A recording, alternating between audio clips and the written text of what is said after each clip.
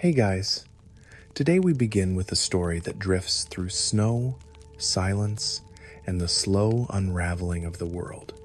It's the tale of Fenrir, the great wolf of Norse mythology, born not as a monster, but as a quiet force woven into the fate of gods and men. In tonight's sleep story, we'll walk gently through frozen meadows, beneath the trembling branches of Yggdrasil, and into the long stillness before the end. You'll hear of the wolf's childhood in Asgard, the sorrow of Baldr's fall, the endless winters of Fimbulvetr, and the final moments of Ragnarok, not as battle, but as soft inevitability. So find a comfortable place to rest, let the fire crackle beside you, and prepare to drift slowly into the deep quiet of myth. Before you settle in and get comfortable, take a moment to like this video and subscribe, but only if you truly enjoy what I'm doing here. In the comments, let me know where you're tuning in from and what time it is where you are. It's always fascinating to see our sleepy little myth-loving community stretch across the world. And if there's a particular myth, legend, or story you'd love to hear next, share it below. I'm always listening. Now, dim the lights, let your thoughts slow down, and let's drift gently into tonight's story. The wind moved quietly across the plains of Asgard. It did not howl, it did not rush, it only drifted, softly brushing past tall grasses that grew in the stillness beneath the sky. There were no clouds that day, only the blue dome of heaven stretched above the great tree that held the worlds together. Yggdrasil, the world tree. Its roots reached deeper than any man could dig, deeper than even the dwarves had dared to tunnel.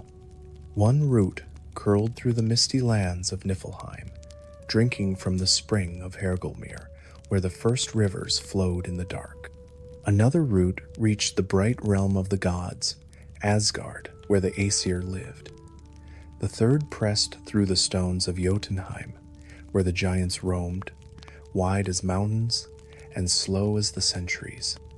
And above all this, its branches stretched far and high. Some said they touched the stars, some said they were the stars. In the stillness of the northern night, when the auroras danced like slow rivers of flame, the leaves of Yggdrasil seemed to shimmer in time with them. No one could say how long the tree had stood. Perhaps it had no beginning. Perhaps it had been here before the gods themselves. At its base, creatures moved without hurry. There was Ratatosk, the squirrel, carrying messages between the eagle who lived in the highest branches, and Nidhogg, the dragon that chewed the roots in the dark. There were deer, nibbling at the bark, and serpents coiled around the roots, hissing quietly in languages that no man remembered. Everything had its place. Everything followed its rhythm. It was not a world of war. Not yet. The gods of Asgard lived in high halls, built from stone and gold, wood and light. Odin the Allfather ruled from Valaskjalf, his high seat. From there he could look across the 9 realms. He often sat in silence, his single eye fixed on something distant. Not a sight, but a thought. He was always thinking, always watching. 2 ravens sat on either side of his throne, Hugin and Munin. Thought and memory, and they flew each morning to gather news from every corner of the world. At his side, Frigg, his queen, moved like the wind moves through curtains, gentle, unseen, but always present. She kept order in the home of the gods. She knew many things. Some said she knew more than Odin, but chose silence. Thor, their son, laughed often. His hammer hung heavy at his side, but in those days it had not yet shattered the mountains of Jotunheim. He walked among men sometimes, in disguise, drinking and feasting, his red beard glowing in the firelight. He had not yet met Jormungandr in battle, He had not yet been poisoned. Not yet. The gods lived, loved, and ruled in peace. But under it all, there was the whisper. The whisper of something coming. Not soon, not loud, but present. It lived in the stories the seers refused to speak, in the runes the wise would not carve, in the dreams of those who slept beneath the branches of the tree. Sometimes, when the air grew very still, the sound could be heard not with the ears but in the bones. A sound like distant breathing, like something asleep, something large, something waiting. In those days, the world had not yet seen the wolf. Not truly, but the threads of his story had already begun to weave themselves through the great tapestry. The Norns, who sat at the well of Urd and carved the fate of all things, had already touched his name. Urd, who knew the past. Verdandi, who moved through the present. Skuld, who faced what had not yet come. Each carried water to the roots of Yggdrasil. Each sang in voices that sounded like falling snow and old stone. They never said his name aloud, but their hands trembled slightly when they passed his thread to one another. It was thick, heavy, dark. A wolf child, born of a trickster, born of fire. Loki, the shapeshifter, the blood brother of Odin, the wanderer, the laugher, had traveled far beyond the realms of gods. He had lain with Angrboda, a giantess from the ironwood, a place where even the trees whispered secrets in the wind. Their union brought forth 3 children. The first was Hel.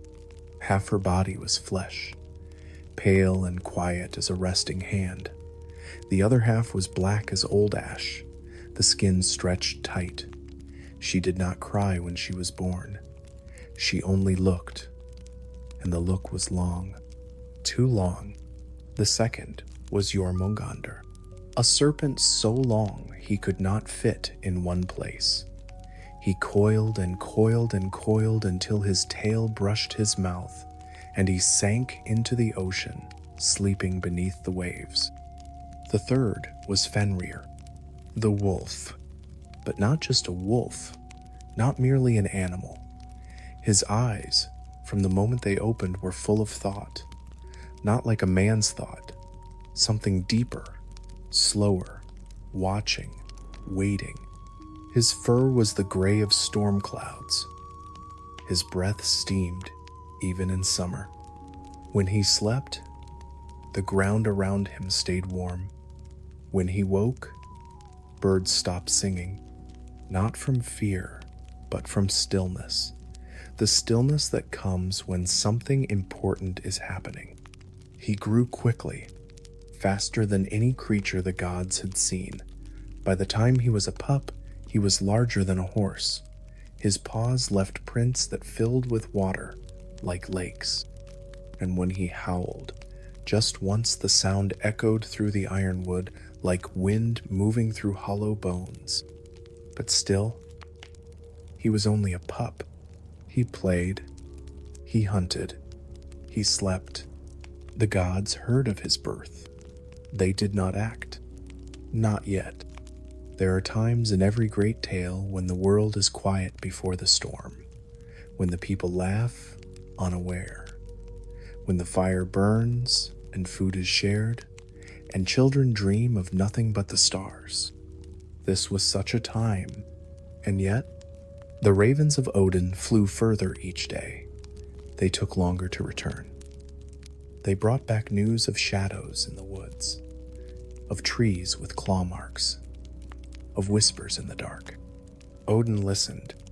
He listened to the wind, to the well, to the silent thoughts that passed between himself and Frigg as they watched the stars from the balcony of their hall. They did not speak the words aloud, but they both knew something was moving, something old, something that had always been part of the world, even before it had a name. And somewhere, Far beyond the halls of Asgard, beneath the roots of the world tree, in the endless forest where snow fell even in summer, a young wolf opened his golden eyes and stared at the moon. In the high halls of Asgard, beneath roofs that shone like morning frost, the gods gathered. They did not shout, they did not argue, they listened. Odin stood at the head of the great table, his one eye not fixed on the faces before him but on something distant, always distant, a shape just beyond the fog of thought. At his side, Frigg's hands lay folded in her lap. She said nothing, but her silence was louder than any horn. The room was filled with firelight. The walls were carved with stories, old battles, ancient pacts, births, deaths, births again. The air smelled of pine resin and stone. The windows were open, and a slow wind moved the flames in their bowls. The gods listened because there was no laughter in Odin's voice that morning. He told them of the wolf, of the prophecy not yet spoken aloud, of the whispers carried by ravens, of the path that had begun to curve towards something heavy. But he also told them of mercy, of watching, not fearing. And so it was decided. The wolf would not be killed. Not yet. He would be brought to Asgard and raised. Among them, when Fenrir arrived, the earth seemed to carry him, not push against his weight, but move with it. The gods watched as he stepped between columns of polished stone, his breath curling in slow spirals into the golden air. He was large, yes, larger than most horses already, but not monstrous. His fur was soft. His eyes were not red or glowing, but golden and steady. He blinked rarely. When he did, it was slow, like a creature who knew time well. Tyr was the first to approach. The god of war, of law, of justice. He did not bring a weapon. He brought a bowl. Meat, still warm. Fenrir did not leap or snap. He looked at Tyr, looked into him, and then slowly, very slowly, stepped forward and ate. It was quiet. Even his chewing made little sound. That night, the halls of the gods were quiet. No feasting, no contests. Just thought, and fire, and the breathing of something new in the corner of the world. Days passed, then weeks. The wolf grew. He grew fast, too fast. Every morning, the walls of the stable were widened. Every evening, new fur was swept from the stones. His paws thundered like distant hooves when he ran, and yet, he was gentle. With Tyr, at least. Tyr became his keeper, his guide, his companion. They walked together in the quiet parts of Asgard, where the grass grew long and blue-green, and the river moved in curves like ribbon. Tyr would speak softly as they walked of justice, of order, of things that held the world steady. Fenrir would listen. He never spoke, but he listened. Sometimes he would press his great head into Tyr's side and close his eyes. They would rest like that for hours. The other gods watched, some with curiosity, some with fear. Thor, the Thunderer, never came close. He stood on far balconies and crossed his arms. He did not trust silence. He did not trust things that grew so fast. Frigg never entered the stable, but she often stood outside, her hand on the wooden door, her eyes closed. Perhaps she was listening. Perhaps she was praying. Only Odin knew what was coming. He never said, but each night he added new carvings to the walls of his chamber. Long lines, curves, eyes, wolves, chains, trees, stars falling. He carved with the tip of his spear, Gungnir, and the stone gave way like softened clay. Still, Fenrir was a pup. He played, he ran, he leapt into the rivers and sent water flying in silver arcs through the sky. He chased falling leaves as they danced in autumn winds. He lay in the meadows and watched the clouds move, blinking only when the sun touched his face. And the gods, they allowed it. They did not touch him, but they did not chain him. Not yet. They brought him meat. They watched as he padded through the morning mists. They listened to his howls in the evening, long, slow, and sad, not the cry of a hunter, but the song of something, remembering something it could not name. At night, the halls were warm. The floors of polished stone reflected firelight. The gods sat with goblets of honey wine. They did not speak of war. They did not speak of the wolf. They spoke of grain and weather and the slow changes in the stars, of dreams, always of dreams. Because in those days, dreams came more often, and they were never peaceful. One night, as Tyr fed Fenrir by hand, the wolf paused. He looked up at the sky. The stars were bright, still, cold. He looked long, too long. Then, without warning, he turned and walked toward the edge of Asgard, past the halls, past the rivers, to the great stone platform that marked the border of the gods' realm. Tyr followed. There, at the edge, the wolf stood. He did not howl. He did not move. He just stared into the night, into something beyond the mountains. Tyr placed a hand on his shoulder. "Do you see something?" he whispered.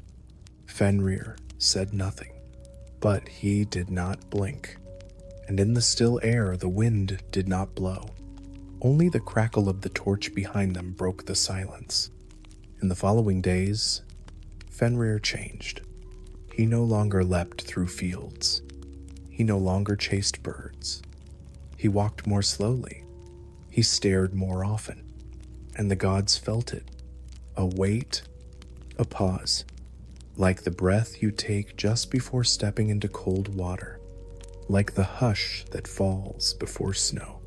Odin sat on his throne and watched the 9 realms, but his eyes did not move.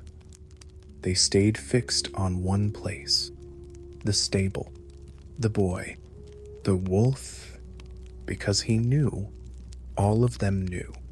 Even the wolf knew. It could not last.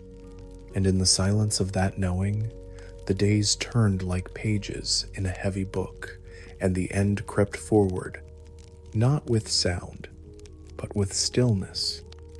The air had grown colder, not in temperature, but in feeling. The wind still passed through Asgard. The sun still touched the golden towers and the silver leaves of the sacred trees. But in the shadows, in the corners of the halls, behind the words the gods spoke to one another, there was something else. Not fear, not yet, but worry. The wolf was still there, still calm, still quiet. But he had stopped playing. He had stopped running. And most of all, he had started watching. Always watching. His golden eyes moved from face to face with a stillness that unsettled even the bravest of the gods. He did not growl. He did not bare his teeth.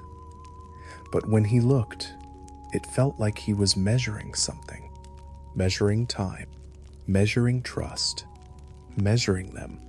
One evening, Odin sat alone in the room of the high runes, a chamber with no torches, lit only by the reflections from the pool at its center. The surface of the water was smooth, unbroken.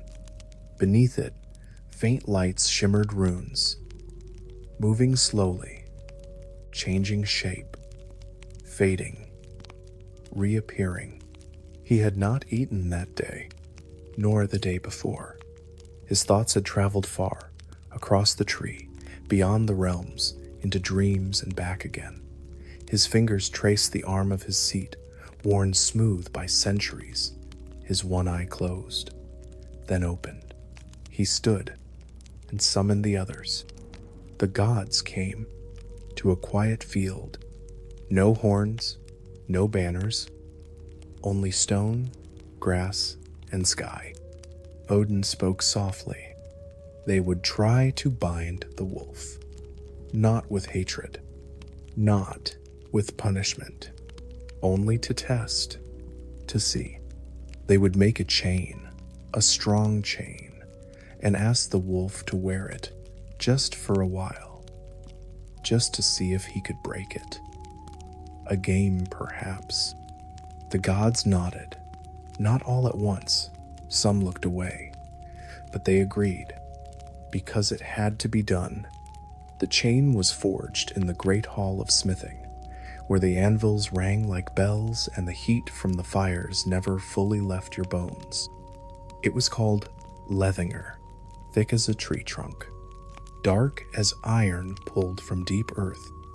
It gleamed dully in the firelight, and sparks jumped from its surface as if trying to escape its purpose.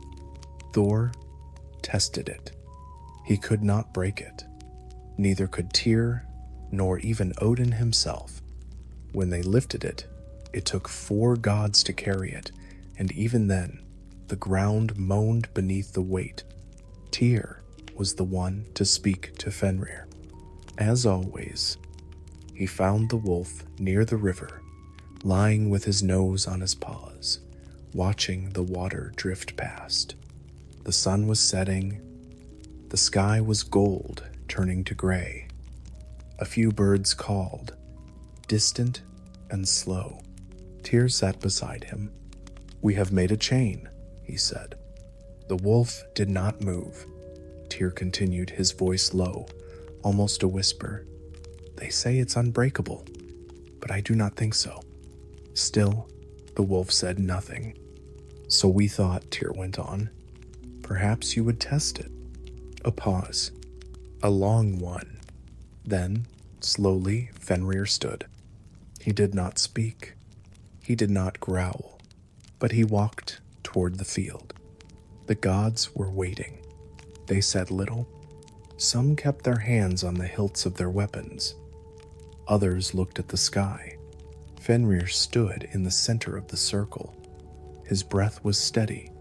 He looked at each face, one by one, and then at Tyr. Tyr nodded. The chain was brought forward. It clinked. It rang. It thudded as it hit the ground. Even laying still, it seemed alive, like something waiting to hold. Fenrir looked down at it, and then, to the surprise of many, he sat. He raised one paw, then the other, then lowered his head, a gesture of trust, or of calculation, perhaps both. The gods worked in silence. They wrapped the chain around his legs, his shoulders, his back. They fastened the clasps. They whispered the words of binding. They stepped back and waited. The wind did not blow. The firelight flickered once, and Fenrir moved. He did not strain. He did not leap. He simply stood, and the chain broke, not all at once, but piece by piece, with sound like ice splitting underfoot, with sound like bones inside mountains. When it was done, he stood free. The chain lay like fallen branches around him. He looked at it, then at the gods. Then he turned and walked away. No one spoke for a long time. Finally, Odin stepped forward. "We will make another," he said, "but not here, and not of metal." That night, The gods sat in firelight again, but no one drank. No one laughed. Only the sound of the flames and the quiet clink of broken chain links being gathered from the grass. Fenrir lay outside the hall. He rested his head on his paws, but his eyes did not close. Not once. The chain had broken. Not with violence, not with blood, but with certainty. And when it fell in heavy loops at the wolf's feet, and the silence that followed grew heavier than the chain itself, something in the gods changed. A choice had been made, not by them, by him, by the wolf. He had shown them what he could do, not to frighten, not to threaten, but to answer. Their test had not passed unseen, and in the firelit halls of Asgard, the gods sat longer in shadow than they ever had before. Odin did not speak for 3 days. He walked through the gardens that bloomed even in winter, through the quiet libraries where the scrolls whispered when no one watched, through the deep vaults beneath the hall where old weapons and older memories lay still in dust. He did not eat. He did not sleep. His thoughts moved like wolves behind his eyes, swift, silent, circling. And then, on the 4th morning, he gave the order. The second binding would be made, but this time, not by gods. The dwarves of Svartalfheim were not what the stories told. They did not laugh with their tools or sing as they hammered. They did not live in open halls with fire and feast. They lived under, not within, under stone, under time, under silence. They were born of rock, of pressure, of the weight of mountains pressing thoughts into shape. Their skin was gray like forged iron. Their eyes glimmered faintly, not with light, but with reflection like old mirrors. Their voices were low and slow, and when they spoke, the words seemed older than language. They were not fond of the gods, but they respected the end. And so, when Odin came in silence, alone, cloaked, they listened. They listened to the story of the wolf, of the prophecy, of what must be done. And then they turned and vanished into the tunnels. Days passed. Above the surface, the skies turned from blue to gray to white, then blue again. Leaves fell, then frost, then sun again. Time in Svartalfheim did not move the same way. It moved in depth, not in minutes. Odin waited. He sat on a flat stone in the cavern's edge. He did not speak. Only the sound of hammer against nothingness echoed far away, not a clang, but a tone, as though the dwarves were shaping something that did not want to exist. And perhaps they were. When the dwarves returned, they carried no chain. They carried a ribbon, thin, soft, smooth as breath, light as spider thread. Its color could not be named. Some said it was the color of starlight just before it dies. Others said it was the color of memory. It shimmered without shining. It seemed delicate, like it would break if the wind touched it. But when Odin reached out and his fingers brushed its edge, he drew back. Not from pain, from deepness. The ribbon was deep. That was the only word he could think of. It held something ancient in it. Not just metal, not just magic, intention. What is it made of? He asked. And the dwarves, in voices slow as stone, the sound of a cat's footfall, the beard of a woman, the roots of a mountain, the breath of a fish, the spit of a bird, and the heartbeat of a stone. Odin did not ask how. He did not ask where. He knew better. He simply took the ribbon and bowed and walked back toward the daylight. The journey back to Asgard was long, but not in distance. In weight, each step he took with the ribbon in his hand, he felt time shift. The forests he passed through were quiet. No birds, no rustle. Even the rivers flowed more slowly, as if watching.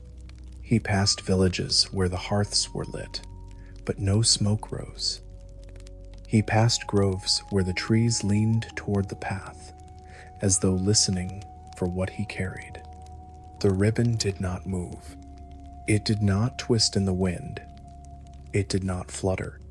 It lay in his hand like an idea that had not yet been spoken. When he arrived at the gates of Asgard, the guards did not speak. They stepped aside. He passed through the halls.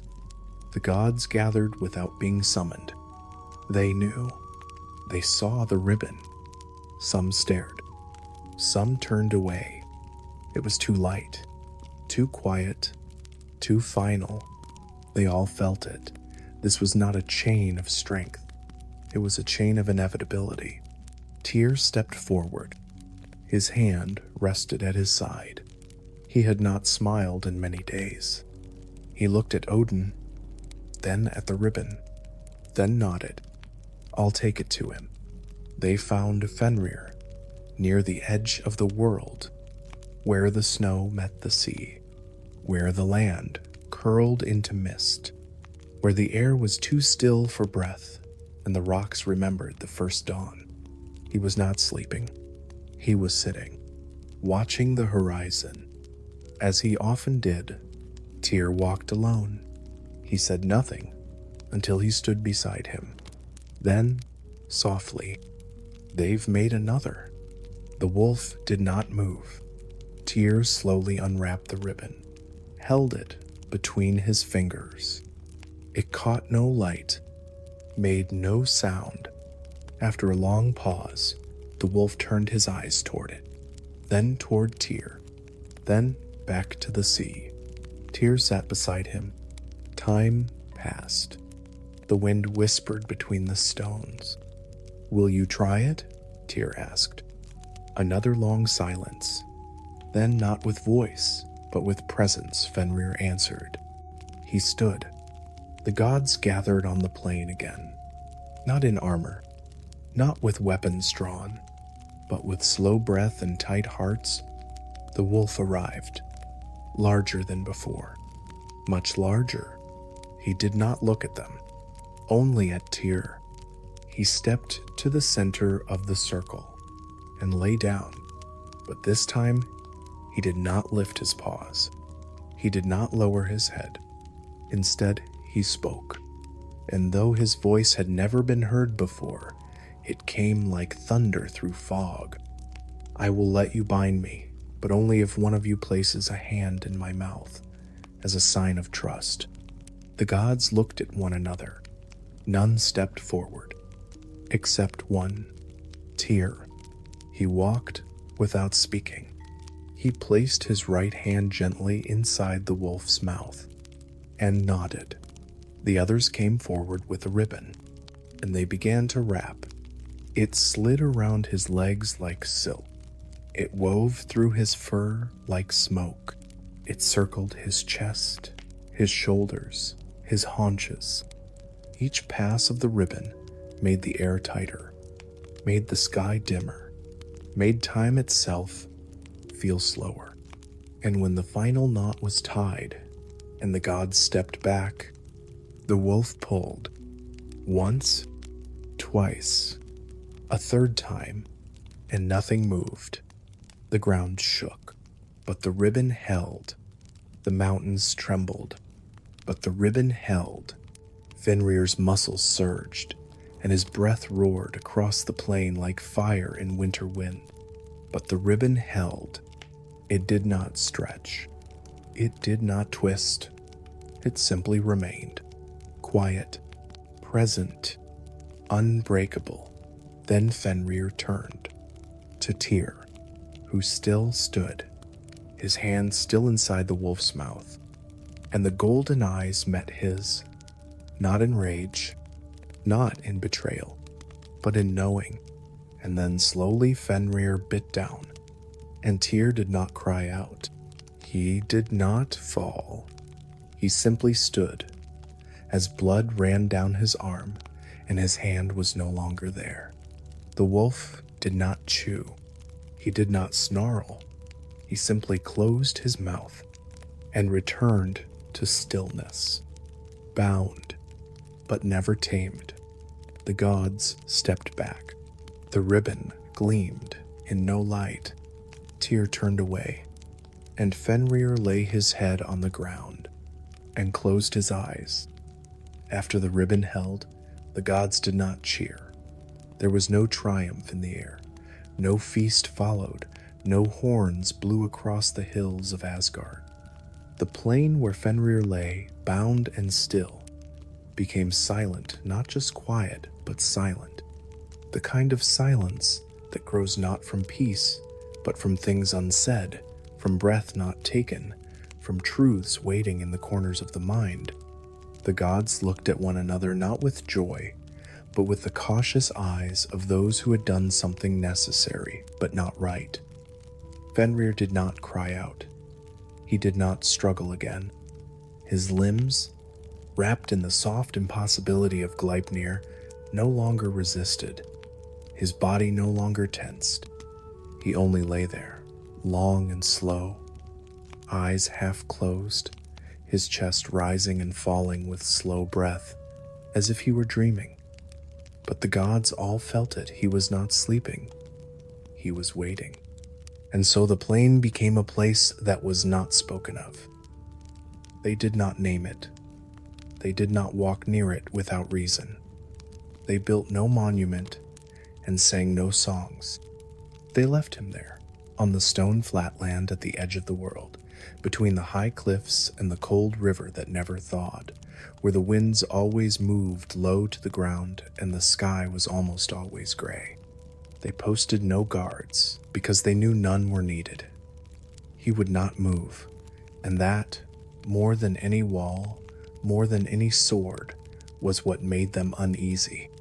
Tyr returned to the halls of Asgard with one arm. He did not mourn. He did not complain.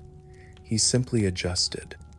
He changed the way he dressed, the way he held a cup, the way he leaned against the balcony at night. But he did not return to the field, not once. He never again approached the place where Fenrir lay. Some said he did not sleep in the great hall anymore, that he found a small cabin in the northern woods and stayed there with the snow and the foxes, where no one came unless called, and he never called. Life in Asgard returned, as it always did, to rhythm. There were still feasts, still hunts, still long evenings in the golden hall where music floated through open windows and the smell of roasted meat drifted down corridors of carved stone. The gods told stories again, laughed again, but something had changed, not loudly, but deeply. A shift, like a crack beneath the ice that no one hears until it breaks. Frigg walked more slowly. She kept to the gardens, where she tended the white flowers that only bloomed once every 9 years. Her hands always smelled of soft petals and earth, and she no longer braided her hair with gold. She spent long hours near the weaving loom, though she wove nothing, just sat beside it, running her fingers over the wooden frame, as if remembering patterns she could no longer see. Odin watched, always. His ravens still flew, still returned with whispers and movement from all corners of the 9 realms. But he listened to them with a different ear now, not for threats, not for plots, but for signs, not of war, but of timing. The question was no longer if the end would come. The question had shifted, almost quietly, to when. And still, the wolf did not stir. The seasons passed slowly in Asgard. Winters came with a sky the color of iron, and winds that curved low, swirling snow into soft shapes that looked like sleeping animals. Summer brought long light and trees that bent slightly under the weight of their own green. Autumn made everything gold. Spring felt like hesitation wet earth and shy blossoms, as if the world were testing itself. Through it all, Fenrir lay still. Gleipnir never loosened. It did not fray, it did not shimmer. It simply was, like truth, like a clock buried in the ground, still ticking, still counting. Sometimes, distant travelers would hear the stories of the wolf who lay beneath the cliffs, wrapped in a ribbon made of silence and strangeness. They would come, slowly, carefully, curious to see. But when they arrived, when they saw the great beast, fur matted by snowmelt and dust, breath soft but deep, eyes closed but not asleep, they would turn back, not in fear, in reverence, because something in them understood. This was not a thing to witness, not a tale to touch. It was a truth too large to be part of their lives.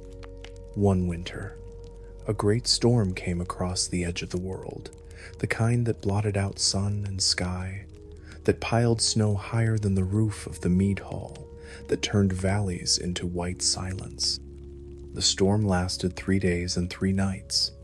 When it passed, the gods sent a bird to see if the wolf still lay where he had been, and he was, covered in snow but untouched, as if even the storm had moved around him, as if nature itself, deep in its oldest knowing, still respected what it could not name. Children of the gods grew during these years. Some born after the binding did not remember a time when the wolf had moved. To them, he was not danger. He was a landmark, a story told in low tones near fires, a presence like the moon, always there, always watching, always waiting, and yet always still. But the older gods remembered. They remembered the way the earth had bent under his paws, the way his breath changed the sound of the wind. They remembered the sound of his bones straining against Lithinger. They remembered the moment his golden eyes opened the day he was born. And because they remembered, they never fully rested. Each year, a single offering was left near him. Not gold, not jewels, something simpler.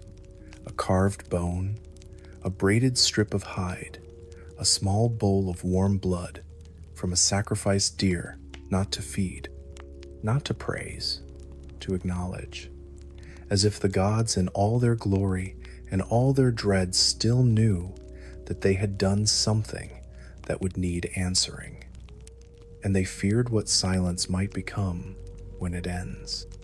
Once Baldr, the bright god of beauty and peace, walked alone to the wolf's resting place. He stood for a long time. The wind did not move. The grass near the cliffs had turned silver with frost. Though the air was mild, Baldr knelt. He did not speak. He simply placed a single white flower on the stone beside Fenrir's head. Then he stood and left. He told no one why, but afterward, for 7 days, he did not laugh. No one asked what Fenrir dreamed, if he dreamed at all. But sometimes, late at night, when the wind moved low and the fire in the hall had turned to coals, the gods would hear something. Not a growl, not a howl, something softer. A sound like breathing underwater, like something vast turning in sleep. And they would look to the east, to the cliffs, and feel cold. Gleipnir held. Year after year, decade after decade, but the ribbon did not feel like a victory. It felt like a question, drawn tight and unspoken, stretching quietly across time. And as the stars shifted, As the runes carved into the doors of the great hall slowly faded with wind and time, as the songs grew quieter, there was a feeling that something waited just beneath the skin of the world. Waiting not to begin, but to continue. Because the story was not over. It was simply paused. Time continued in Asgard, but it no longer walked in a straight line. It moved like a river turning under ice, slow and hidden, its current shifting direction beneath the surface while the top appeared unchanged. The gods still held feasts, still hunted beneath the silver trees, still sang, though their songs were softer now, more often in minor key. No one spoke of the end aloud, but more and more often, their eyes would drift to the horizon without realizing it, as if they expected something to arrive. It was not fear they felt. Not yet. It was disquiet. The sense that something had stepped into the room but had not yet spoken. And yet, nothing happened. No war, no scream, no crack in the sky. And that was the most unnerving thing of all. At first, it was the birds, not their flight or their song, but their absence. The sky grew quiet in the morning when it should have been alive with sound. No crow perched on the roof of the golden hall. No gull circled over the river. Just silence. And when one of the Allfather's ravens returned one evening with feathers torn and eyes wide with something close to confusion, Odin asked no questions. He merely looked away and did not call them again for many days. Then came the trees. The leaves fell at the wrong time, not in a storm, not in winter, but in midsummer, green and alive. They dropped without sound, hundreds at once, carpeting the meadows with strange, lush silence. The trunks wept sap that smelled faintly of salt, and when Frigg touched one with her fingertips, she frowned and wiped them on her dress. That night, she did not light the lamps in the hall. She sat in the dark and whispered a name she had not spoken in centuries. Some gods began to dream, not always the same dream, and never fully remembered upon waking, but the feeling remained the sense of being watched. Not by a figure, not by a face, by something enormous, something ancient. The feeling of standing on the edge of a cliff at night and knowing something vast waits in the dark below, just beyond your ability to see. These dreams were not spoken of in the mornings. Not at first. But over time, more of them would pause before eating, their brows furrowed as if recalling something unwelcome. Even Thor, who rarely dreamt and even more rarely remembered, awoke one dawn with frost in his beard and said only, "The tree is crying." Yggdrasil had not changed visibly. Its leaves still shimmered when the wind moved just right. Its roots still hummed beneath the 9 realms, thick with meaning and memory. But once, when Odin placed his palm upon the bark, he felt not strength, but tension, as if the tree were holding its breath, as if the world itself had become aware of its weight. He did not speak of it. He only pressed his hand more firmly and closed his eye. The animals began to change. A fox with eyes like mirrors was found sleeping near the gates of Valhalla and could not be woken. A stag in the northern woods grew antlers that spiraled down instead of up and moved in its sleep. The fish in the river swam in slow circles, their fins brushing each other without fear, as if trying to remember something together. And one morning, a squirrel that ran along the branches of Yggdrasil stopped halfway and simply sat. It did not move again. For 3 days it sat, facing west. Then it vanished. The seers and rune readers grew quiet. Those who once danced while throwing bones now placed them gently one by one and looked at them with suspicion. Runes began to repeat not once, not twice, but over and over the same pattern, like a warning trying to pass through a wall. Isa, Hagalaz, Raidho, delay, destruction, movement that cannot be stopped. One seer, an old woman who had outlived her family and her name, spoke only once. The wolf is not the end. The wolf is the door. Then she bit down on a golden coin and refused to speak again. Odin began walking at night, not through the halls, but along the cliffs, past the edge of the known paths. He walked with his cloak drawn low and his spear held not as a weapon, but as a staff. He paused sometimes near the place where Fenrir lay, though he never stepped fully into view. He would watch from behind a boulder or a thicket of frostbitten trees as the moonlight passed over the great form of the bound wolf. Fenrir had not moved in years, not outwardly, but Odin could feel something gathering inside him, like heat deep in the belly of the earth before it rises. He felt it in his knees, in the way the wind bent around the trees instead of through them. He felt it in the silence that came after he whispered the wolf's name. The wolf remained still, but the ribbon that held him, it began to hum. Not in a way that could be heard, but in the way the skin sometimes hears danger, or the way you feel watched in an empty room. Gleipnir had not loosened. Its impossible threads made from silence, secrets, and forgotten things still clung with quiet firmness, but they no longer felt passive.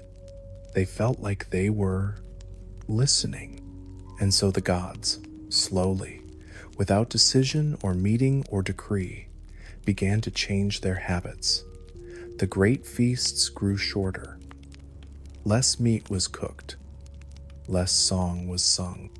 The warriors of Valhalla began to train less for fun and more for practice.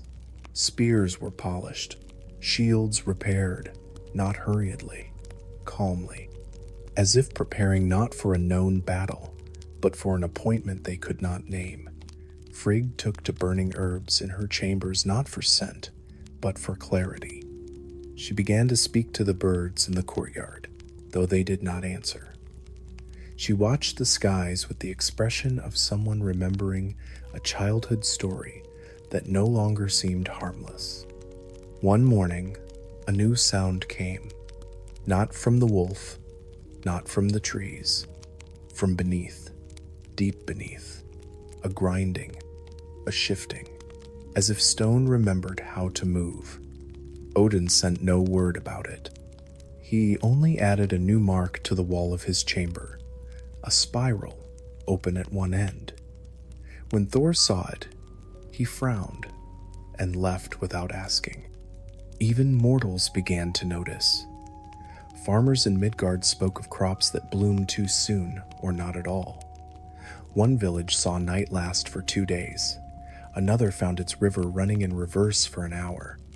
The elders muttered of old tales, of winter wolves and red skies. Children pointed at clouds and cried for no reason. Fires refused to catch, or burned blue, or smoked without flame. Still, the gods did not speak of the end, but they began to walk more softly, and every time someone passed near the plain where the wolf lay, they moved a little quicker, not because they feared his freedom, but because they feared what he knew. Long before he died, Baldr began to fade, not in body, not in strength, not even in laughter, but in presence. He still walked among the gods, still smiled, still placed his hands gently on the shoulders of others, speaking in a tone that reminded even the oldest of what stillness felt like, but he was growing thinner, not in flesh, in being, like a flame that still flickers but gives less warmth, like a star that still shines but seems farther away. He would sit for longer without speaking. He would look into the distance for hours and blink only once or twice. The others noticed. They did not ask, because somewhere deep they all understood what it meant even if they did not want to. Baldr had always been different. Not because of beauty, though he was beautiful. Not because of kindness, though he was kind. But because he did not carry weight. While the others moved through Asgard, with history clinging to their heels past wars, blood debts, hunger's Baldr, moved like breath, like something newer than time. His laughter softened halls. His presence gentled tempers. Even the Allfather looked upon him with something close to sorrow, as though holding a flower in a world of iron. And then came the dreams. Baldr dreamt of his own death. He did not scream upon waking. He did not speak of what he saw, but the dream stayed in his skin, in his eyes, in the way he moved afterward. Slower, softer, as if every step he took was now through snow. He told Frigg, at first, quietly. One night, while the halls were dark and the embers in the long fire burned blue, she listened with her hands folded. She did not cry. She simply closed her eyes, then stood and began her work. She traveled the 9 realms, not as queen, but as mother. She knelt before flames and whispered to fire, and the fire swore not to harm him. She placed her hands upon stone and asked it to remember kindness, and the stone nodded. She spoke to water, to trees, to metals, to sickness, to beasts, and one by one they agreed they would not harm Baldr. They swore it with the weight of old magic. The world itself bent a little around him. Iron dulled at his approach. Fire cooled. Arrows swerved. Nothing would touch him. And for a time, there was peace. The gods made a game of it. They gathered in the golden court, beneath the wide sky, and hurled things at Baldr for fun, for wonder. Arrows bounced, axes clanged and fell, stones hit him like feathers. Even Thor laughed as he threw a hammer-shaped chunk of oak, which broke against Baldr's chest and fell like fruit. Baldr himself smiled, though it was always the same smile, now light, distant, already halfway gone. Only one did not laugh. Loki. Loki watched. Not with hate, not with jealousy, with curiosity, with the slow fascination of someone watching a candle burn all the way down, not because he wants it to end, but because he needs to know what comes next. He spoke little during these games, but later, in his quieter hours, he wandered. He asked questions, not loudly, not all at once. A question here, a jest there, a smile too wide, a tone too light. And slowly, he found it. Frigg had not asked the mistletoe. She had not thought it worthy. It grew too thin, too shy. It was not flame or rock or spear. It was a whisper on a branch, a soft green clinging to the trees in winter. She had passed it by. And Loki, upon learning this, smiled, but not cruelly, as if he were simply recognizing something he had always known was there, as if the story had only just remembered to include him. What happened next did not come with rage. There was no scream, no fight, only the quiet organization of a game, another game, like the others. The gods stood again in the court. The light was soft. The air was still. Loki approached Hodor the blind god, Baldr's own brother, and whispered. A suggestion, a nudge, a hand placed upon a bow. The mistletoe dart was light, barely more than a twig, nothing, a symbol, but it moved, and it pierced, and for the first time in all the worlds, Baldr fell. He did not cry out. He did not clutch his chest. He simply fell, like a leaf that had held too long, like a star going out without sound. The gods did not move, not for a long time. The court was silent. The dart lay on the ground beside him. It had no blood, only a small shadow where it had passed. Then Frigg screamed, and the scream bent the sky. It echoed across the roots of Yggdrasil, and the tree shivered. It moved through the bones of the world like a wind inside stone. The animals paused. The rivers stopped. The fire in the great hearth flickered blue, and Fenrir, bound and still beneath the cliffs, opened his eyes. He did not move, but the wind that passed over his fur changed direction. He blinked once, then closed his eyes again. But everything had already changed. There was mourning, of course, but not the kind that breaks, the kind that lingers, that spreads, that settles. The light had left the world and it would not return. Even the sun, though it still rose, felt more distant. The shadows lasted longer. The warmth had a weight to it now, as if struggling to push through. Odin sat alone for many nights. He did not speak. He did not leave his hall. He carved nothing. He listened to the air, and it no longer spoke. The Norns at the well did not answer when he came. Their fingers paused above the threads. They looked at him, and for the first time said, "You already know." Frigg wept until her hair turned silver. Thor broke stones in the mountains until his hands bled. Tyr walked to the edge of the plain, but did not cross it. He stood looking at Fenrir from afar, and whispered something that no one heard. Hel, Baldr's sister, the half-flesh, half-shadow queen of the underworld, received him in silence. She said nothing. She offered no crown, no threat, no welcome. She only looked at him. And for the first time since her own childhood, she reached out, touched his hand, and let him sit beside her throne, not as ruler, not as prisoner, as brother. And in Asgard, they began to count time differently, not by feasts, not by seasons, by before Baldr and after Baldr, because the light had gone out, and no one knew how to bring it back. After Baldr's death, the light in Asgard did not vanish all at once.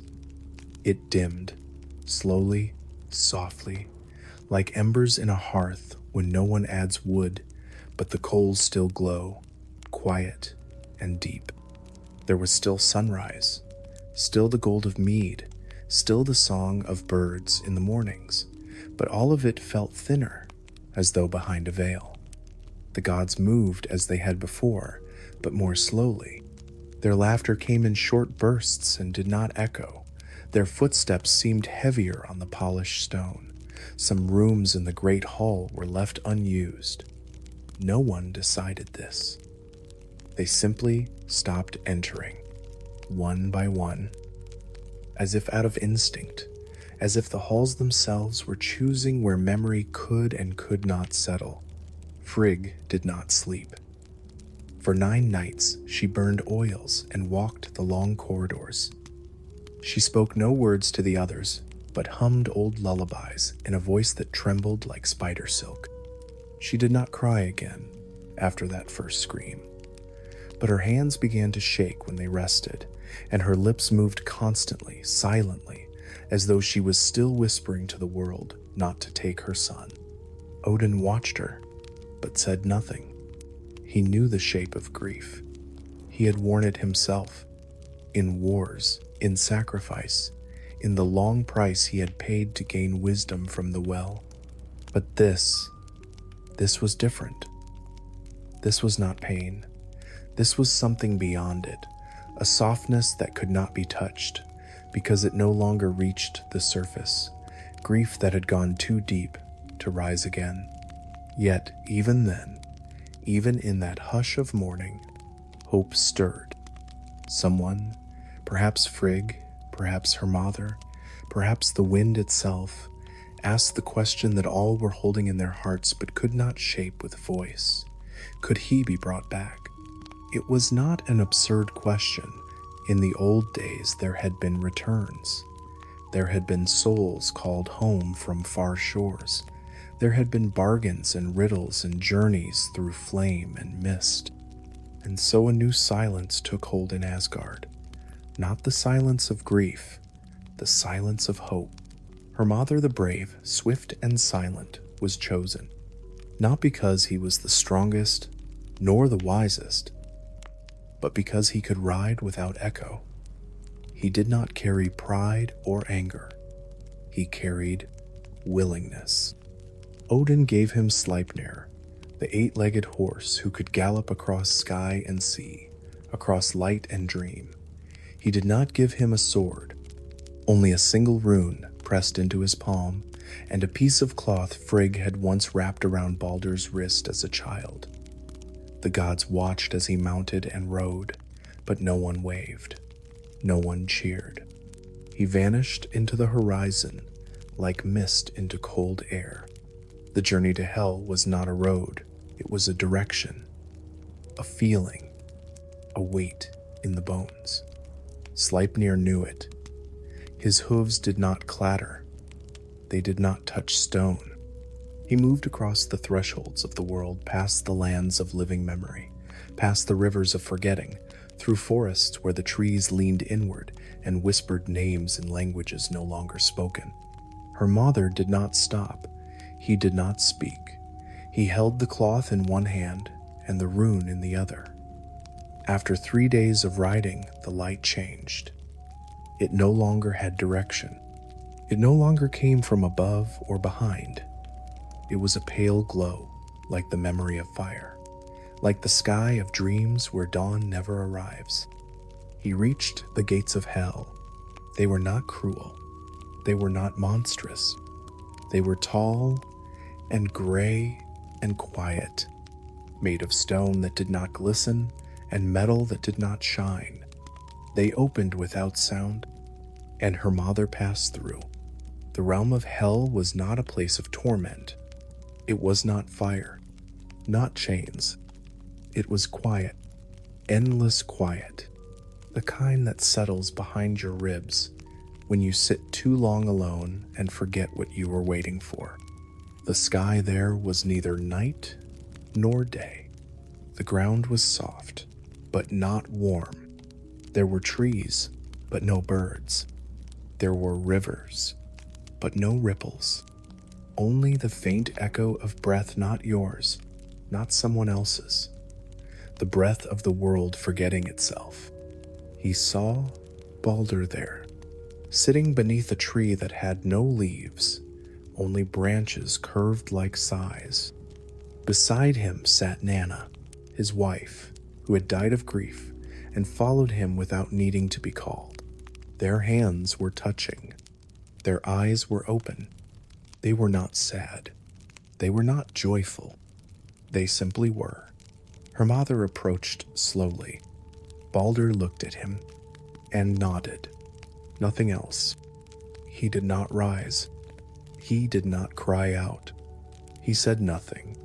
Hermodr knelt.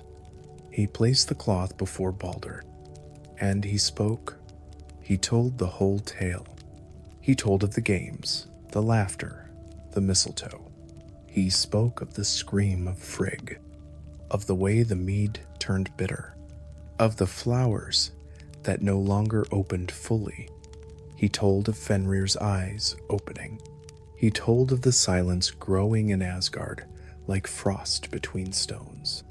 He asked, not demanded, for Baldr to return, not for war, not for vengeance, just for light, just to pause the sorrow. Then he waited, and hell came. half beauty, half corpse, eyes like still water, voice like old stone. She listened. She did not move. Then she spoke. "I will allow him to return," she said, "but only if every being in the 9 realms weeps for him.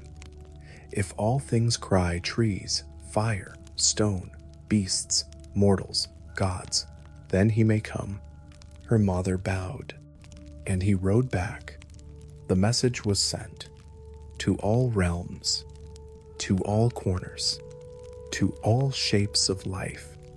Weep for Baldr. Weep so he may return. And they did. The trees bowed their branches. The fire flickered blue and dropped its flames in silence. The stones cracked one by one in a pattern like sobbing. Birds stopped singing. Foxes lay in the snow and blinked slowly. Even the mountains groaned. The gods wept. The giants wept. Even the wind seemed to weep, curling low around corners and doorways, wrapping gently around those who still had voices to grieve. But one did not. A single voice, in a cave, old, dry, thin as dust. An old woman, or perhaps not a woman at all. Her name was Ayuk. She did not weep. She said, "Let him stay where he is. I never loved him." Some say it was Loki in disguise. Some say it was something older, something that had never loved the light. It did not matter. Hel heard. She closed her hand. Baldr remained in the realm of the dead, and the light which had hovered at the edge of return flickered once, then vanished. Odin said nothing. Frigg did not rise for 9 days. Her mother stood outside the gates of the Golden Hall and did not enter. The world did not end that day, but it changed its shape, and somewhere, beneath the stone plain, Fenrir dreamed again, and this time he remembered. After the failure to return Baldr, time in Asgard began to pass differently. The sun still rose, but it took longer to climb. Shadows stretched farther than they once had, and their edges no longer faded easily. The sound of the wind changed it, no longer whistled or sang, but moved in soft pulses, like a breath heard through cloth. Days followed nights in the same order, but not with the same rhythm. The halls of the gods were quieter, their feasts fewer, their cups left half-filled. No music drifted from the long fires. No drums, no laughter. Not because they had all agreed to mourn, but because something heavier had taken the place of joy. Something that had not yet shown its face, but pressed against the backs of their thoughts like cold fingers through linen. Loki vanished. He was there one day smiling, speaking little, his eyes never quite resting, and the next, he was not. No argument, no exile, no ceremony, no farewell. The Allfather did not announce it. The guards did not seek him. When his name was spoken, it was in soft tone and quickly followed by silence. Some said he had fled. Others said he had simply stepped away, as if slipping into a space between walls. Still others believed he had been waiting for this moment. The moment when the first domino had fallen, and all that remained was to listen to the echo as it moved. No one saw him go, but all felt the difference. Like the closing of a door deep in the house, which should not have opened in the first place. The sky changed first. The clouds moved more slowly, as if hesitant. They gathered often now, in places they had not before, hovering low over the edges of mountains, clinging to treetops even in full sun. Storms did not rage, but they hovered, waiting. The rain that fell was not cold, but thick, not violent but persistent, like the world itself was beginning to leak, the rivers filled with it. The soil softened, roots no longer held as firm, trees leaned ever so slightly away from the halls of the gods. Yggdrasil did not fall, but it began to groan, only slightly, only at night, only when no one was speaking. It was not the sound of pain, it was the sound of burden, the sound of a structure that has been holding too long. The deer that once nibbled its bark no longer came. The dragon beneath it, Nidhogr, was said to have stopped gnawing. Some said it was because he was listening now, because the tree was speaking something new, and not even the dragon wanted to interrupt. In the meadows of Asgard, the grasses that once waved with breeze began to lie flat, even when the wind blew.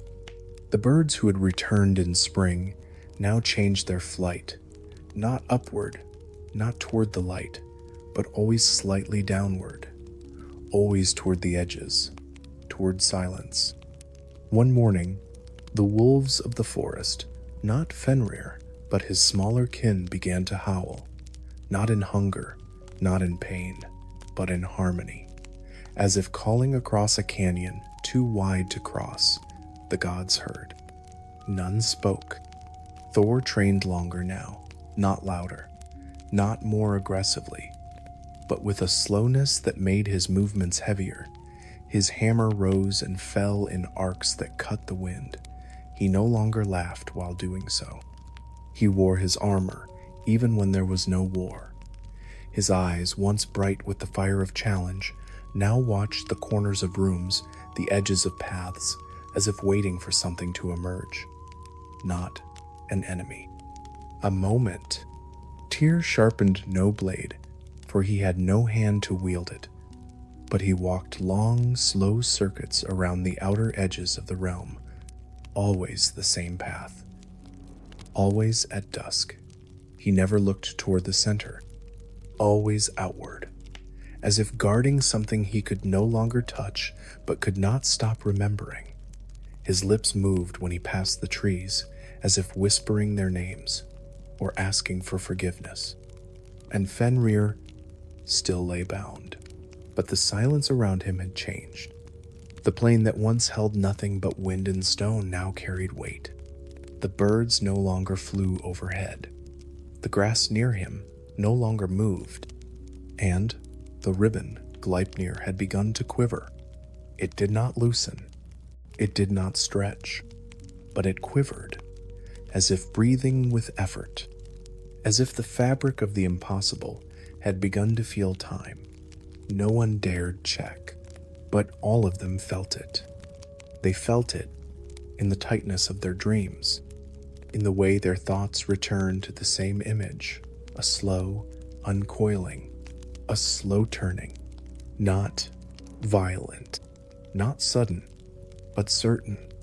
One day, Heimdall, the ever-watchful, the one who saw and heard more than any other, paused upon the bridge that connected the realms and tilted his head, not because he heard something loud, but because he heard less. The colors of the Bifrost had begun to fade at the very edges, only a little, but enough.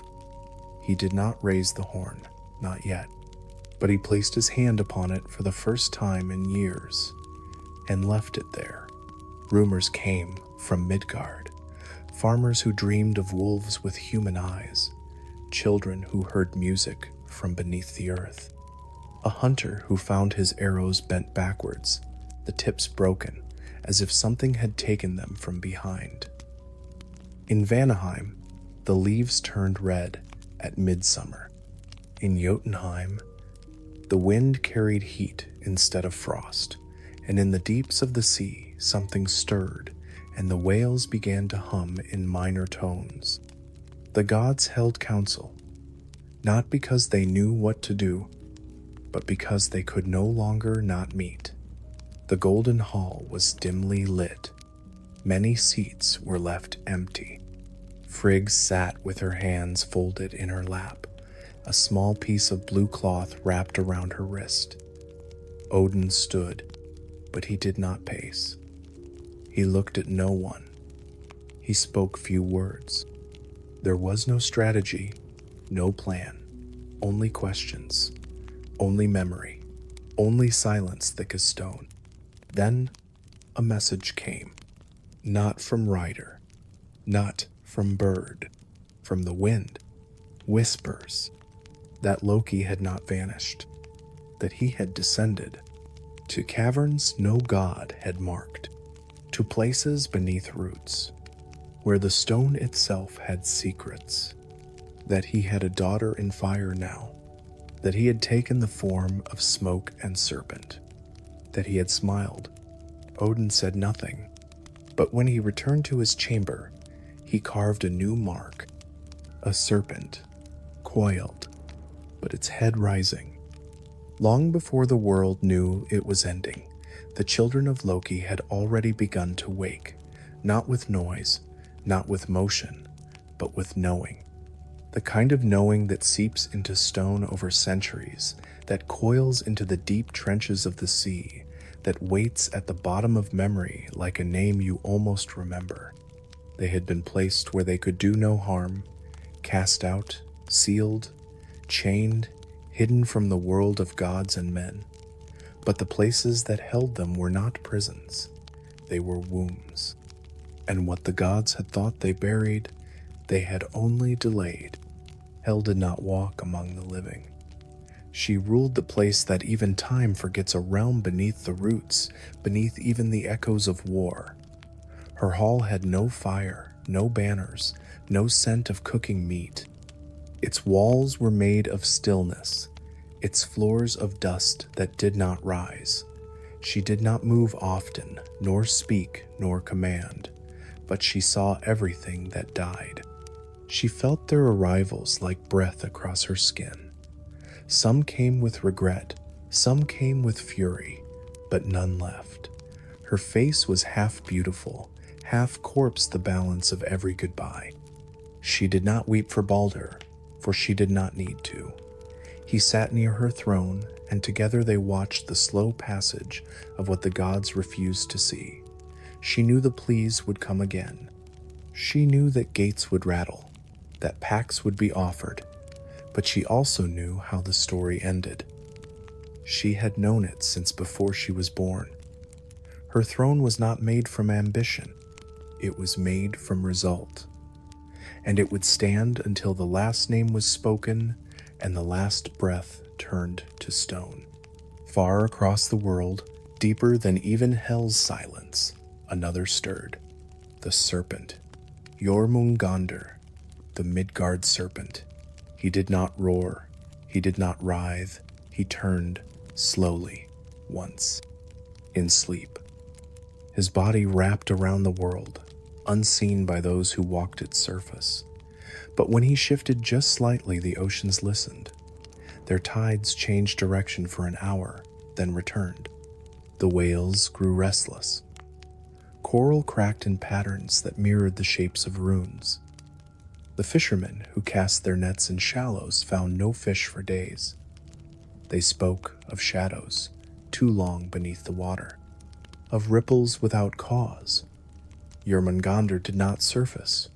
He did not speak, but he dreamed. And in his dream, a hammer struck water, again and again, until it reached bone. And when the storm passed, the sea boiled, and the sky was red. He dreamed of Thor, not with hatred, not with fear, but with recognition. They were made for one another. They were not enemies. They were reflections. Two shapes carved from the same stone, thrown in different directions, destined to meet only once and never again. He did not swim toward Midgard. He simply turned again, and the sea felt warmer, and the clouds began to drop rain that did not smell of sky, but of iron. And sailors began to speak in whispers at night, staring into water that no longer reflected their faces, but showed something deeper, something far below. In the land of flame, where the air burns even in silence, another presence grew.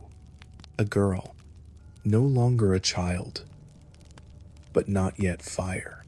She had eyes like molten gold and a voice like a spark that hadn't yet decided whether to become flame or ash.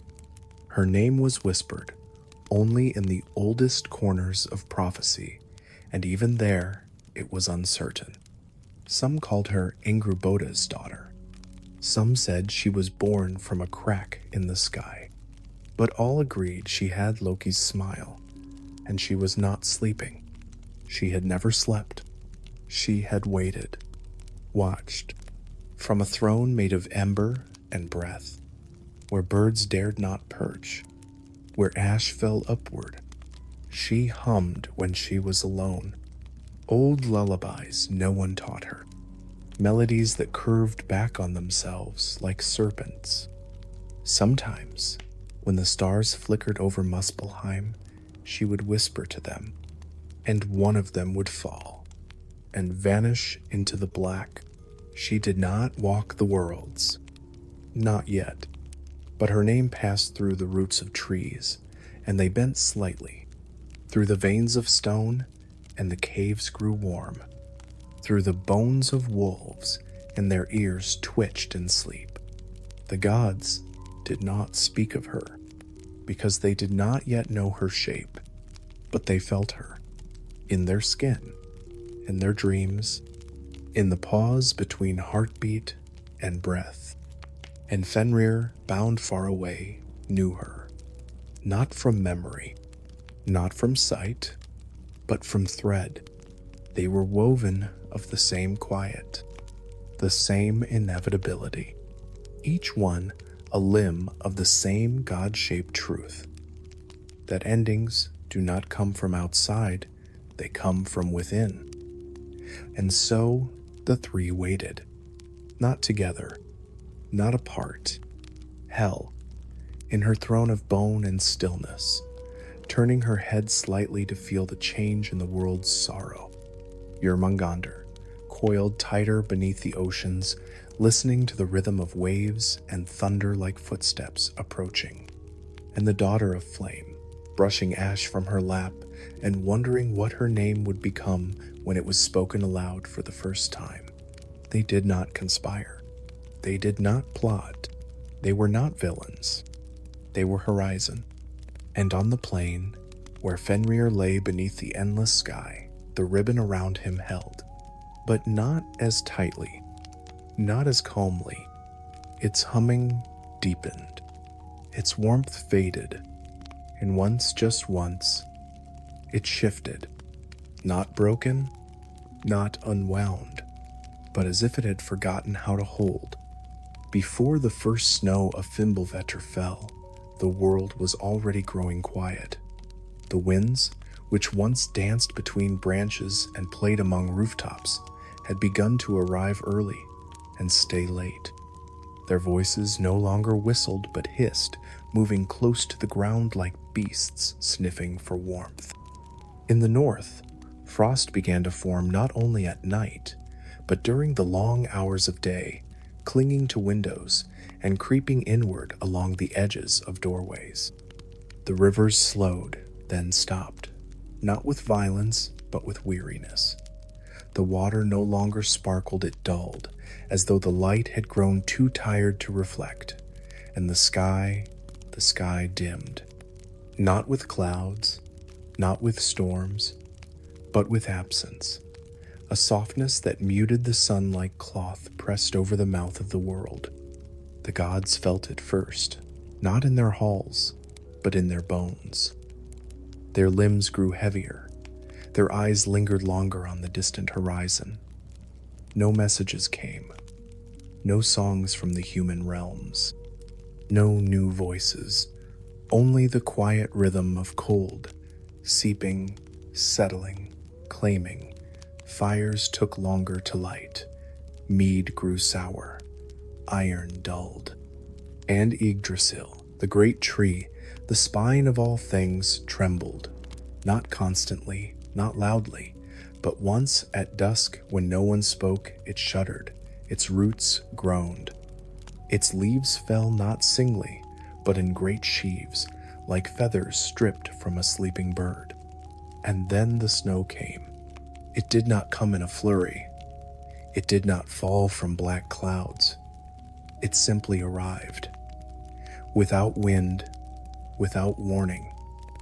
One morning, the grass was there green, stubborn, trembling in the cold. The next, it was gone, buried beneath an inch of silence. The snow did not melt, not in the light of fire, not in the touch of hand, not in the breath of gods. It fell in soft, even flakes, endless, slow, each one landing as if it already belonged. Within days, roofs bent beneath the weight. Trees bowed, streams disappeared, and the paths that once led easily from hall to hill vanished, replaced by pale sameness, as though the land itself had forgotten its shape. No birds sang, no wolves howled. The beasts retreated into silence or fled into dreams, and in the homes of mortals, firelight flickered against walls hung with frost, and mothers told stories they no longer believed, only to keep the children calm. But even the children had grown still, their games quieter, their questions fewer, as if something deep inside them knew this winter was different, that it would not pass with the spring. In Asgard, the gods waited, not in fear, in knowing, the kind of knowing that comes before the storm you cannot stop. They did not prepare armies. They did not build walls. They watched. Frigg sat at the edge of her garden, where no flowers had bloomed in many moons, and traced her fingers through the snow. Odin stood upon the high balcony of Valaskjalf and looked across the 9 realms, his eye no longer searching but remembering. Thor placed his hammer upon the table and left it there. Tyr spoke no words, only carved notches into the same post of wood, again and again, each one deeper than the last. And Fenrir did not move, but the snow did not land on his fur. It circled him, avoided him, melted at the edges of his body. The breath that left his nostrils rose like smoke from a volcano, slow, dense, ancient. His eyes remained closed, but the ribbon holding him had grown thin, not undone, but exhausted. Gleipnir, once shimmering with impossibility, now looked like ordinary silk, frayed, faded, barely clinging to its task. Still, the gods did not speak his name, because speaking, it would be to acknowledge. An acknowledgement was an invitation. So they sat, each in their own way, remembering Baldr, the games, the laughter, the smell of mead and ash and summer grass, the way the hall used to glow not from firelight, but from presence. Now, even the firelight felt colder, its shadows longer, its center dimmer. And then, on the 7th night of the snow, the sun did not rise. Not late, not low, not at all. The sky remained dim, heavy with a blue that did not belong to morning or evening. A twilight without direction. The gods waited, then waited more, then stopped waiting, because there was nothing to wait for. The sun had not been stolen. It had left, like a guest who realized too late they had overstayed. And with it, the warmth of certainty vanished. Even the youngest gods, those born after Baldr's passing, who had never seen the full court alive with song and contest, began to feel what had been lost. Not as a memory, as a wound. The All-Father called no councils. because the words had already been spoken long ago, in prophecies, carved into bones, and whispered by the wind through the roots of the world. They had always known. It was not a secret, only a delay. 3 winters, without summer, without green, without birds, without rest. The first came gently, the second more stern, the third absolute. And when it passed, nothing would return.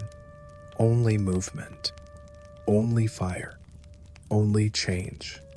And somewhere, beneath the frozen plain, where stone met silence, Fenrir opened his eyes. He did not rise. He did not strain. But the snow nearest his body evaporated, and his breath fogged not outward but inward, as if he was drawing something to him. A scent, a rhythm, a moment.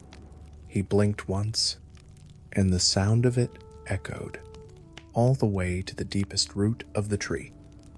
When the last snow fell, it did not land on anything living. The grass was gone. The rivers had long frozen.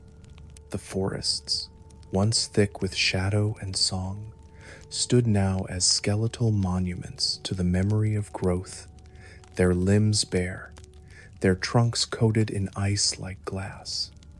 The sky had not held light in many days. Not the bright sun, not the cold silver of moon.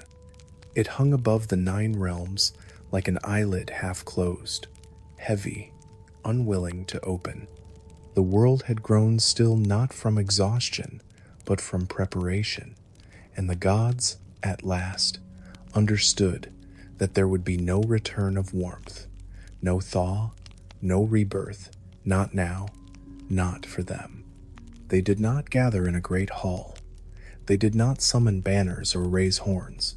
They found each other where they stood, drawn by the silence that stretched like a thread between each of their hearts. Odin rose from the balcony where he had stood unmoving for days, his hand wrapped around the railing as if holding the sky in place. Frigg stepped away from her frozen garden and let the last frost settle in her hair. Thor stood from the long bench where he had watched the mountains in the distance, his hammer silent at his side. Tyr walked back from the edge of the plains.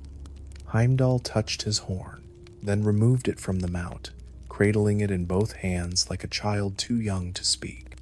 None of them asked what to do.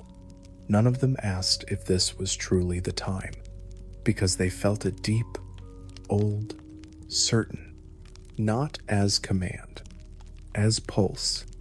Beneath their feet, the roots of Yggdrasil trembled once more, not in pain, in release.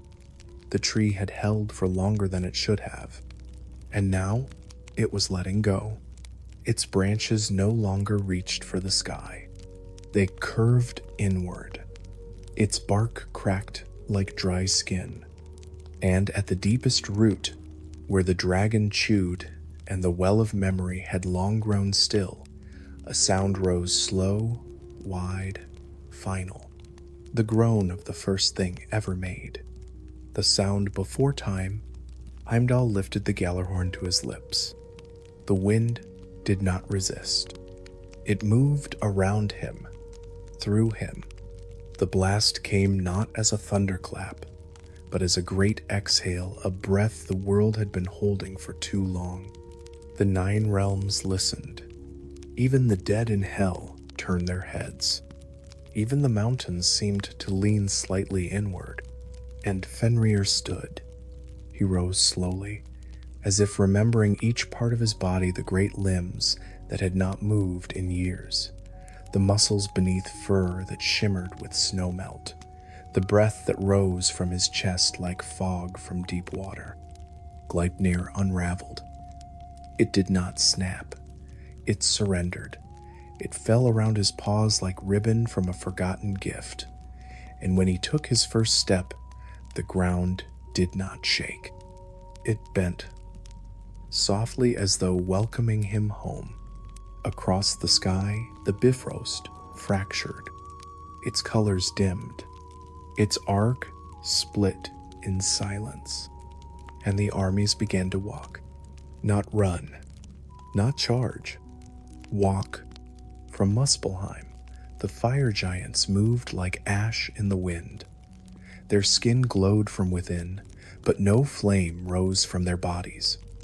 Their swords did not gleam, they burned with no heat, only memory. At their head Surt marched, his blade, called the end, dragged behind him, not from weight, but from weariness. He did not shout. He only looked ahead where Asgard lay and moved toward it with a patience older than gods. Jörmungandr rose from the sea.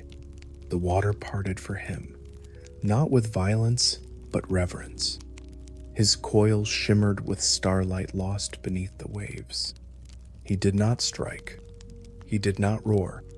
He circled, curling his body up from the depths until his great golden eyes met the sky. Thor lifted his hammer. He did not smile. He did not curse. He only walked into the sea, toward the serpent, and the waves parted around him. They met where the tide forgot how to flow, and they stood, watching. Hel opened the gates of her realm, not to release the dead, but to let them choose. And they did. Quietly, without need of command, they walked. Not like soldiers, like those who had waited long enough. They rose from snowfields, from dark forests, from forgotten bones beneath the stone, and followed. The sky cracked, not with light, with shadow, a line across its surface like a mirror, breaking beneath breath. And from it, the last of Loki stepped through. His shape was not fixed, his smile not cruel. He looked at each god in turn, not with rage, with sadness, the kind that only comes from understanding how it ends and walking into it anyway. He met Odin's gaze and nodded. Once, the Allfather did not move. Then slowly, he stepped from his hall, down the stairs, across the courtyard, to the plain where the wolf now stood. And the wolf looked down, not with hatred, not with glee, but with the deep, heavy ache of someone who has waited too long to be understood. Odin raised his spear. Fenrir opened his jaws. The sky dimmed further. Thor and the serpent collided, not with noise, with inevitability. The sea boiled, but there was no splash, only weight. Frigg wept, not because she was afraid, because she had always known this would be the end, but still hoped for something more gentle. Tyr fell in battle with Garmr, the wolf of hell, their bodies wrapping together in silence. Heimdall and Loki struck, their forms dancing like light over frost. Each death came like a bell tolling in snow, and then the fire, not roaring, but growing. Surtra stepped forward. He raised the sword, and the world opened, not screamed, opened. Flame moved, not as destruction, but as return. Ash rose not as mourning, but as renewal. The tree fell, its branches curling inward as if to protect its own core. The wind died. The oceans folded. The mountains exhaled, and everything became quiet, truly quiet. The quiet of no breath, no heart, no waiting, the kind of quiet that feels like sleep. Not death, but the moment after it, when nothing hurts, when nothing remembers, when nothing needs. And then the dark, full, deep, not cold, not cruel, just still. And in that stillness, somewhere beyond the reach of time, a green sprout lifted its face through ash and grew